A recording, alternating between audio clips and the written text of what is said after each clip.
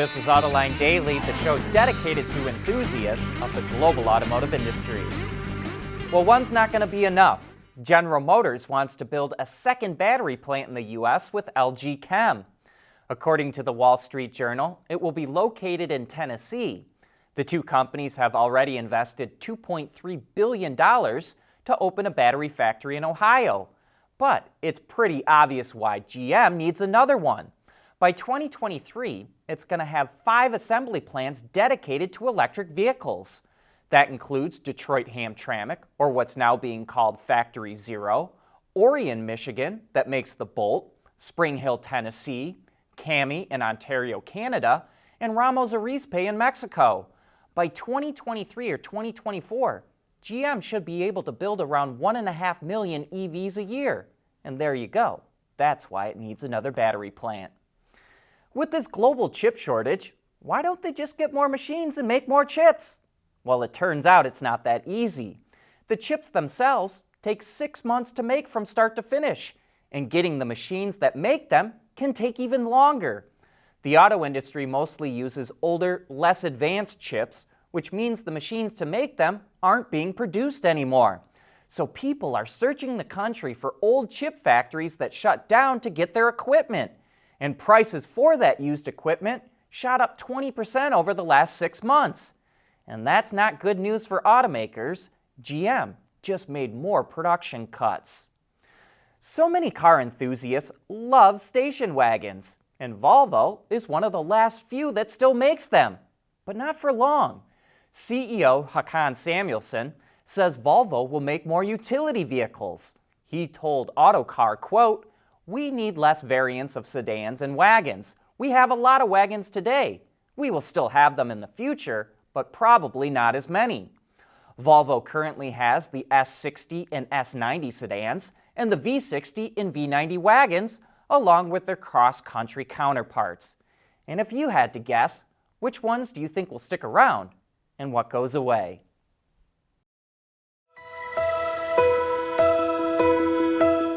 Autoline supports the automotive industry because it plays a role in almost every community. There are car dealerships, body shops, independent garages, and oil change facilities. There are parts depots, muffler shops, and tire dealers. Every one of them generates jobs and a solid tax base for cities, counties, and states. And that's why we're proud to say that Autoline is an advocate for the automotive industry.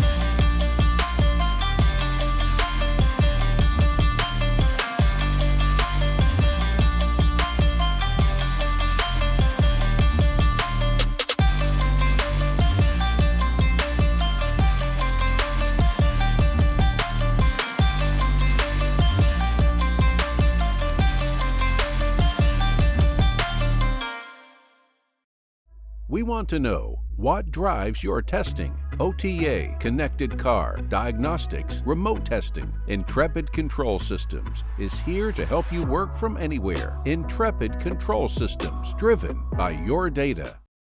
Kia recently showed off the exterior styling of the all-new K8, which replaces the K7, also known as the Cadenza, and now we've got the interior. You'll notice a wraparound design with 2 large 12-inch display screens. But the real story here is the much more premium look the sedan has been given. That really shows through in the diamond-stitched and perforated leather. Even the speaker grills have a diamond pattern. The all-new K8 will start hitting the market later this year. As car buyers around the world continue to shun sedans, we're seeing more mass-market companies jump on the Fastback SUV craze. And now you can add Renault to that list. It's launching in France next week, the all-new Arcana, a sporty-looking crossover that's only offered with a hybrid powertrain.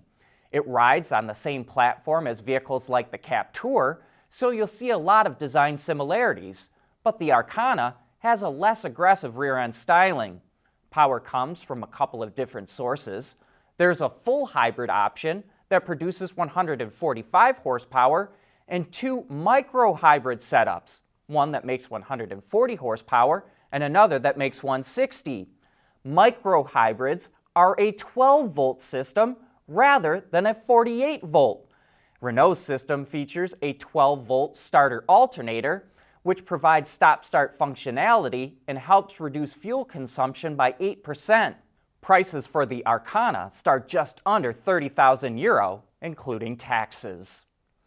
You know, it's extremely easy for an automotive repair shop to lose a customer, and according to a survey from Upswell, only 34% of consumers are always satisfied with their auto service provider. What's the biggest factor that plays into a customer's satisfaction? Same as most things, price. Nearly 80% of people surveyed said that perceived fair pricing is more important than good communication, honesty, timeliness, and respect. Well, it looks like Ford is running into production issues with the Mustang Mach-E. It sent a letter to some customers telling them their delivery was delayed, and while it didn't say why, it's giving them an additional 250 kilowatt hours of free charging at Electrify America stations, or the free charging and $1,000 if they've had to wait longer. And too bad deliveries were delayed. The Mach-E almost caught up to the Tesla Model 3 last month, only 334 units behind. But it was over 1,000 units behind the Model Y, and that makes the Mach-E the third best-selling EV in the US market.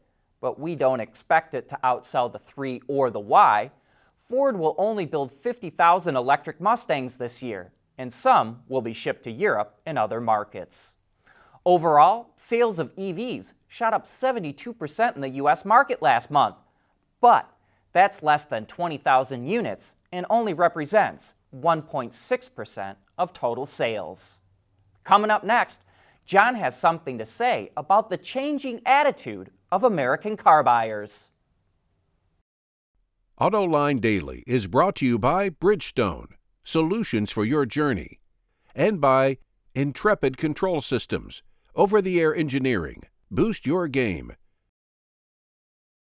Interesting article in the Detroit Free Press about F-150 owners complaining about rusty bolts, brackets, and differentials under their trucks. It's really surface rust that doesn't affect how the truck drives, but it sure looks ugly. These are owners who paid $50,000 to $70,000 for their trucks, and they expect them to look like they were made with brand new shiny components, not with parts that look like they were pulled out of a junkyard. This is not a new issue, and Ford's not the only one with it. What's changed is buyer expectations.